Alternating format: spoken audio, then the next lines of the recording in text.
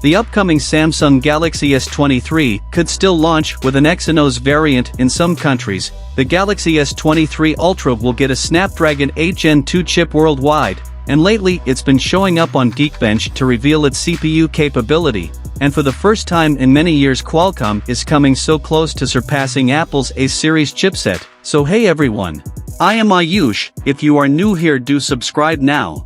But you see, Geekbench only measures the CPU capabilities. Despite Qualcomm's inability to defeat Apple in the CPU race, recent developments show that they have surpassed the company in terms of raw GPU power.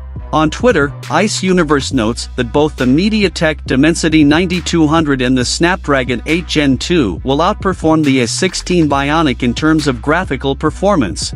There have been rumors about at least one Galaxy S23 variant with the Exynos 2300. Unknown Twitter user Callouds, who has a large following, including Ice Universe, claims that some Samsung executives still want to push an Exynos 2300-powered Galaxy S23. The Galaxy S23 and S23 Ultra have already appeared on Geekbench, and the Galaxy S23 Plus will soon follow suit. There is no information available on the Exynos 2300 CPU core configuration, but it will allegedly compete well in terms of performance with the Snapdragon 8 Plus Gen 1. This puts it a full generation behind Qualcomm and MediaTek rivals. The model numbers of the Exynos 2300 Totem Galaxy S23 variants will be SMS 911, 916, and 918B, which is in line with Samsung's flagship aiming scheme and designates that the B stands for International Exynos variants.